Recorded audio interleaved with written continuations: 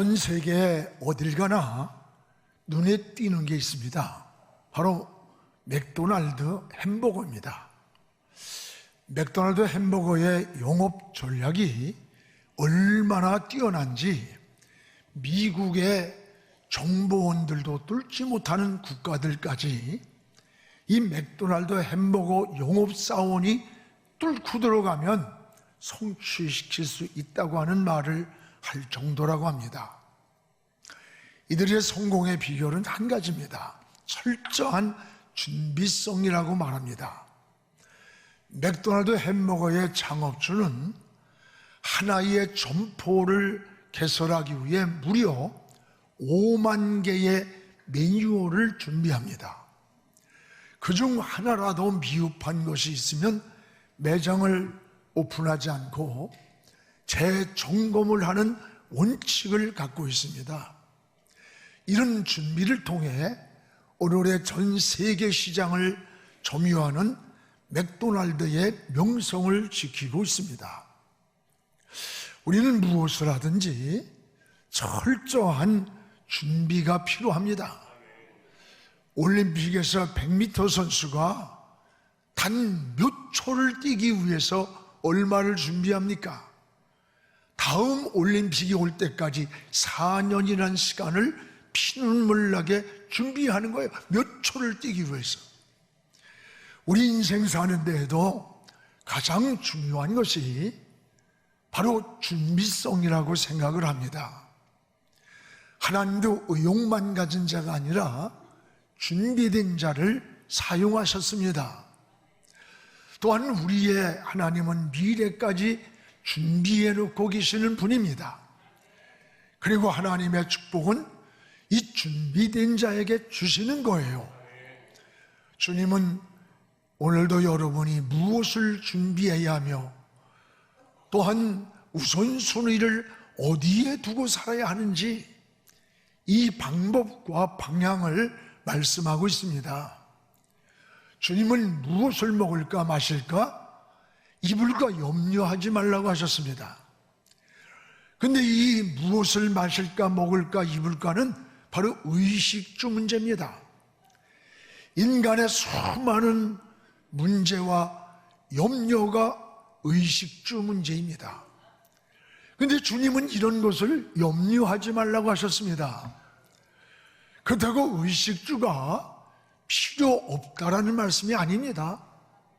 주님은 의식주 문제가 염려함으로 해결할 수 없다라고 하는 말씀을 하십니다. 오늘 26절에 저 공중의 새를 보라. 하나님이 책임지지 않느냐? 27절에는 작은 키가 염려한다고 한 자나 더 크게 할 수 있겠느냐? 할 수 없다는 거예요. 28절에는 들에 핀 백화파를 봐라. 들에서 크고 있지만 솔로몬의 아름다운 영광보다 더하다는 거예요. 염려함으로 해결되는 게 아니다라는 말씀입니다. 오늘 30절 말씀에도 오늘 있다가 아궁이에 던져지는 들풀도 하나님이 이렇게 이 비건을 하나님의 자녀가 된 너희일까 보냐라고 하셨어요. 하나님은 이미 여러분의 필요한 것을 알고 계시고 그리고 준비해 놓고 계시는 하나님이라는 것을 깨닫기를 바랍니다. 아브라함에게 이삭을 대신하여 순양을 이미 준비해 놓으시고 아브라함의 믿음을 시험해 보셨습니다. 하나님은 이미 여러분이 있어야 할 것을 이렇게 준비해 놓고 계시는 분입니다. 그러면 우리가 해야 할 일은 무엇일까요? 우리가 해야 할 일은 염려하는 것이 아니라 먼저 우선순위가 무엇인가를 깨달아야 되는 거예요. 먼저 우리의 우선순위를 하나님께 두라는 거예요. 오늘 학교에서 보면 잘못된 우선순위로 인해서 나타난 허망한 결과가 나옵니다. 이스라엘 백성들이 포로 생활에서 눈물로 기도했던 것은 의식주 문제가 아니었습니다. 성전이 무너지고 예배드릴 곳이 없어서 성일이 오면 바벨론 강가에 서서 저 무너진 예루살렘 성을 바라보면서 눈물로 기도 생활을 했어요. 그때 포로 생활에서 돌아가기만 하면 먼저 무너진 성전을 짓고 하나님 앞에 성일에 예배자로 살겠다고 그렇게 울며 기도를 했습니다. 하나님은 이들의 기도에 응답을 하셨고 포로에서 해방이 되었습니다. 그런데 포로에서 돌아온 이들은 우선순위가 바뀌었습니다. 그들이 고백했던 우선순위를 다음으로 미루었습니다. 그리고 자기들 집 짓기에 혈안이 되어 여념이 없었어요. 그때 하나님은 이스라엘 백성들을 향한 약속한 축복을 보류하셨습니다. 하나님 앞에 우선순위가 잘못되었기 때문에 나타난 결과였습니다. 오늘 여러분의 삶을 돌아보십시오. 여러분도 삶의 우선순위를 점검해 보시기 바랍니다. 우리가 어떤 헌신을 했다고, 희생을 했다고 그것이 다 헌신이 아닙니다. 열심만이 하나님의 일이 아닙니다. 더 중요한 것은 우선순위입니다. 여러분, 세상에는 먼저 할 일이 있고 나중에 할 일이 있습니다. 빨리 해야 되는 일이 있고 천천히 해도 되는 일이 있고, 반드시 해야 되는 일이 있는가 하면 미뤄도 되는 일이 있습니다. 우선순위가 중요한 거예요. 당신의 우선순위는 뭡니까? 주님은 우리의 우선순위를 위해서 몇 가지의 원칙을 오늘 말씀하고 있습니다. 무엇보다도 우리가 염려하는 의식주의 주인이 누구인가를 바로 알라는 거예요. 그 의식주의 주인이 하나님이라고 하셨습니다. 우리가 염려하는 것을 그러므로 그 하나님께 먼저 맡기라는 거예요. 25절 26절을 우리 함께 읽겠습니다. 그러므로 내가 너희에게 이르노니 목숨을 위하여 무엇을 먹을까, 무엇을 마실까, 몸을 위하여 무엇을 입을까 염려하지 말라. 목숨이 음식보다 중하지 아니하며 몸이 의복보다 중하지 아니하냐. 저 공중의 새를 보라.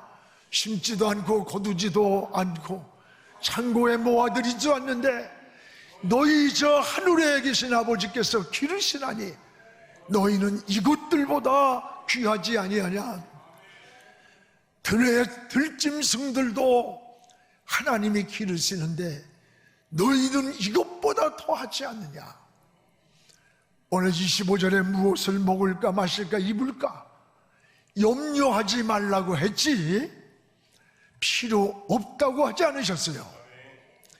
오히려 하나님은 우리의 이런 필요한 것을 준비해 놓고 계신다는 말씀입니다. 그래서 오늘 26절에도 공중의 새를 보라. 공중의 새를 보라.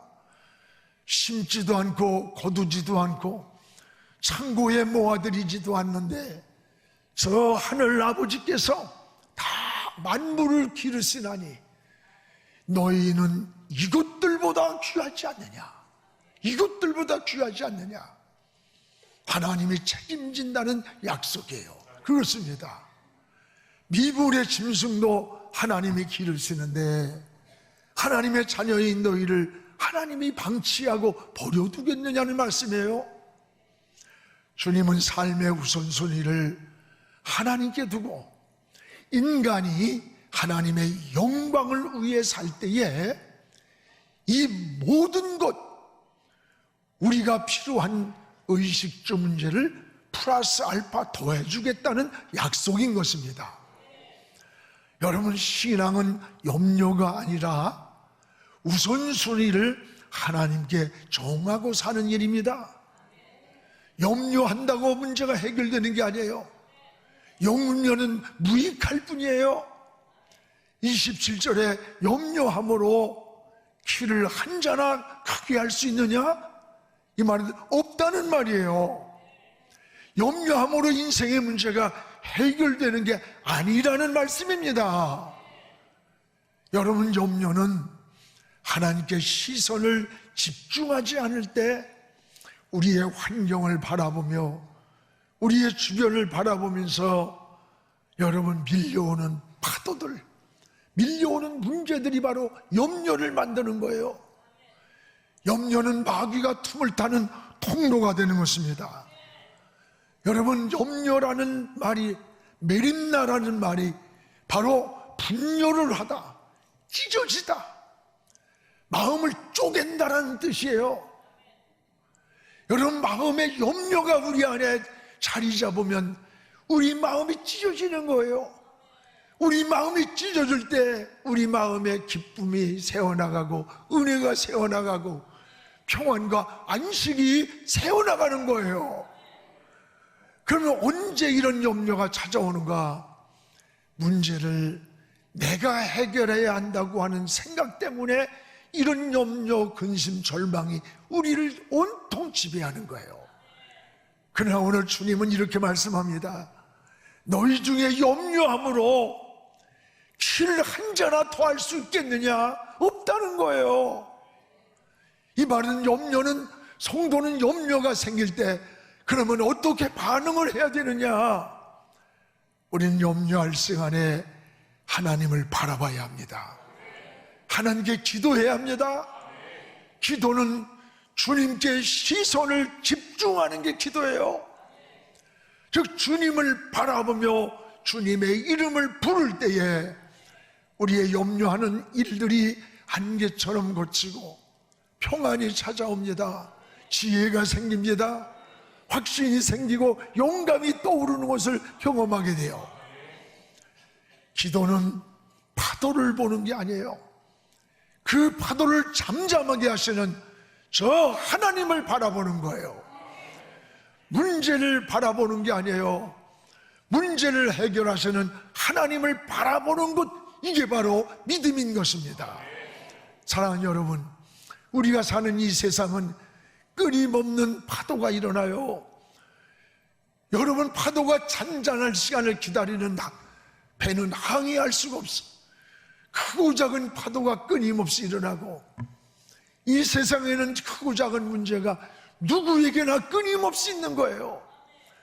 그 문제를 바라보고 그 파도를 바라보면 염려와 불안과 두려움과 근심이 떠날 날이 없어요.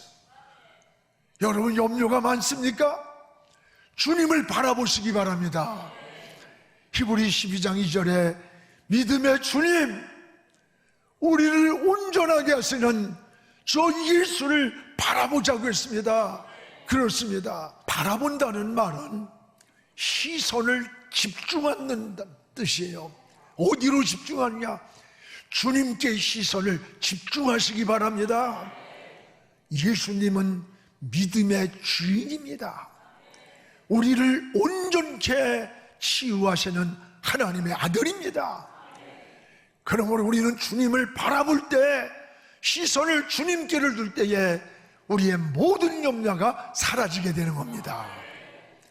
여러분, 또한 기도는 이 마귀의 공격을 미리 막는 방패와 같은 거예요.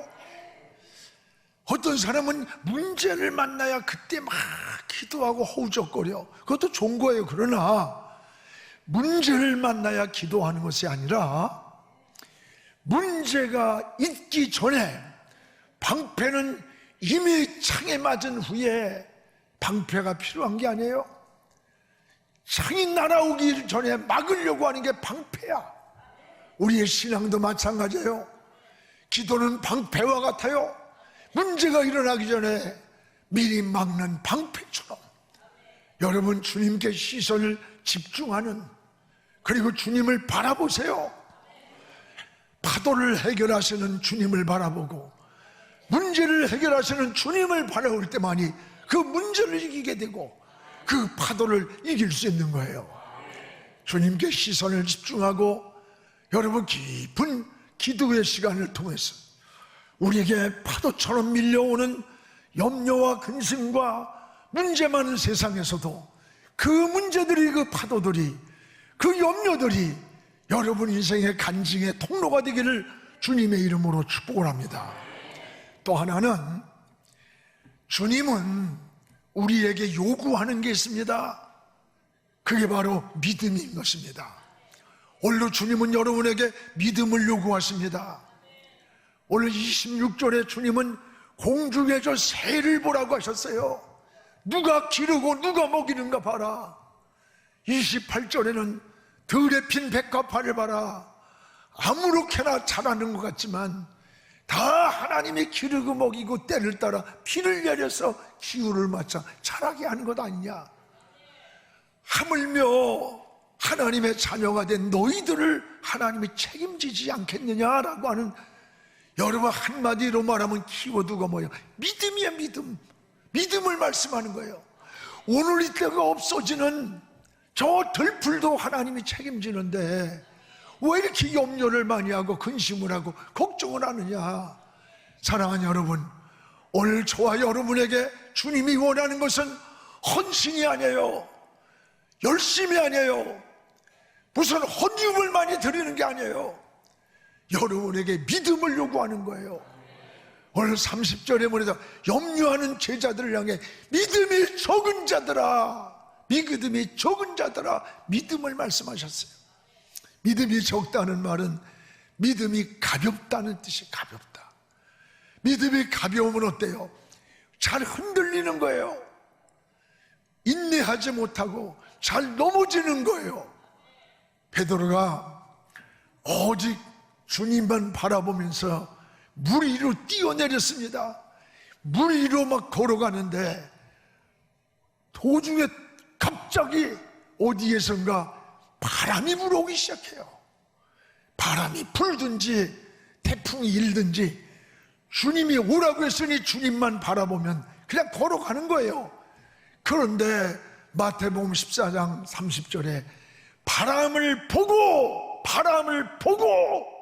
보는 순간 두려움과 불안과 무서움이 찾아왔어요. 그 순간 걷잡을 수 없이 물에 빠져버리는 거예요. 물에 빠져 허우적거릴 때 주님이 베드로의 손을 잡고 배로 태우면서 뭐라고 해요? 믿음이 적은 자여 왜 의심하였느냐? 믿음이 없다고 하지 아니하고 믿음이 적은 자라고 했어요. 믿음이 있었기 때문에 주님을 바라보고 뛰어내렸는데 큰 믿음을 갖지 못하고 바람을 보고 그만 두려움과 불안에 빠져버린 거예요. 오늘 여러분도 믿음이 없는 게 아니에요. 오늘 우리를 향해서도 믿음이 없는 자가 아니라 믿음이 적은 자라고 말씀하고 있지 않습니까? 믿으면서도 맡기지 못하고 믿으면서도 흔들리고 믿으면서도 염려와 근심과 걱정이 떠날 날이 없는 삶, 가벼워서 그래. 주님은 믿음이 적은 자라고 말씀합니다. 태풍이 불든 비바람이 몰아치든 주님이 오라고 했으면 주님만 바라보고 시선을 주님께 두고 달려가는 신앙의 사람 되기를 축복합니다. 주님을 바라보던 시선이 바람을 보기 때문에 걷잡을 수 없이 빠졌잖아요. 믿음이 없다고 말하지 않아요. 믿음이 있기 때문에 오늘 여기 나와서 예배드리고 있는 거예요. 여러분, 작은 믿음이 큰 믿음 되기를 축복해요. 허우적거리는 우리의 신앙이 주님 손에 잡고 오늘 성가대의 찬양이 오늘 말씀과 너무나 좋은 말씀이었어요. 주님 손잡고 나는 가리라. 내가 주님을 잡으면 놓치지만 주님이 내 손을 잡으면 놓치지 않습니다. 여러분, 믿음으로 산다고 우린 말을 하면서도 주님을 바라보지 않아요. 환경을 바라보고 사람을 바라보고 조건을 바라보고 허우적거리고 의사가 어떻게 말하느냐에 따라서 온 삶이 요동을 치기 시작해요. 여러분, 끊임없이 주님은 우리에게 요구하는 게 한 가지예요. 믿음이에요. 믿음. 여러분, 믿음으로 일어나길 원하십니다. 믿음으로 하나님을 바라보기를 원하십니다. 믿음으로 생각을 하고 믿음으로 행동하기를 원하십니다. 이게 바로 신앙이에요. 또한 주님은 오늘 우리에게 삶의 우선순위를 정리하길 원하십니다. 여러분, 우선순위가 중요한 거예요. 오늘 33절을 함께 읽겠습니다.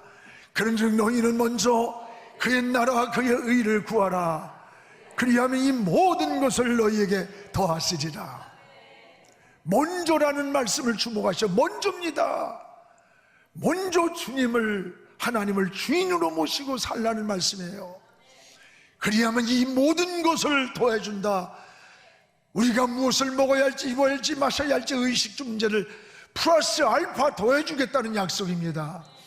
이 모든 것이란 바로 하나님의 은혜예요. 사랑하는 여러분, 너희가 먼저 그의 나라를 구하라. 그 의를 구하면 이 모든 걸 더해 주시겠다. 이 하나님의 약속입니다. 여러분은 신앙의 우선순위가 분명합니까? 신앙의 우선순위가 분명해요?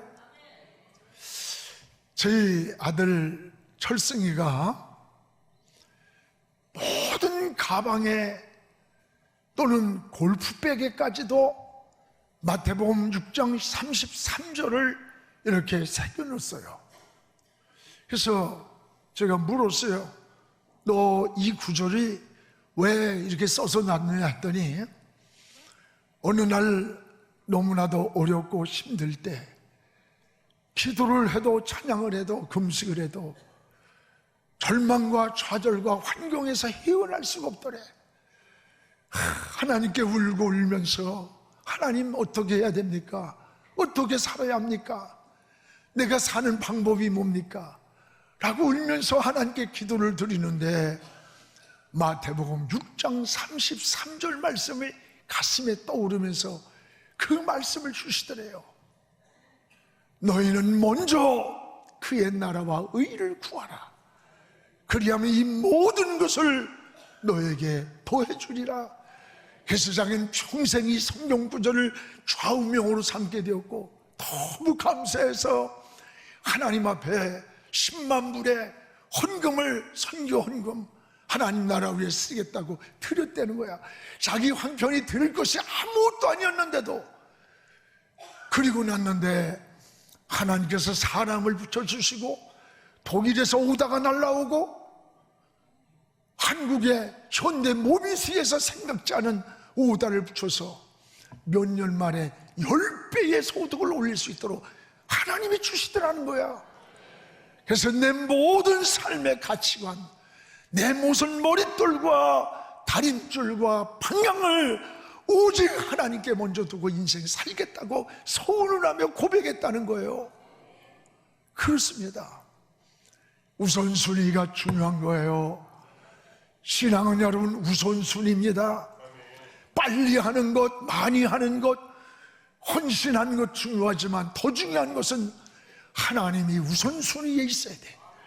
공부를 하든지 성공을 꿈꾸든 정치를 하든 여러분 어떤 사업을 하든 내 인생의 머릿돌이 하나님이 되고 방향이 하나님이 되고 기준이 하나님이 되어서 따라갈 때 그 길을 하나님이 책임져 주는 거예요.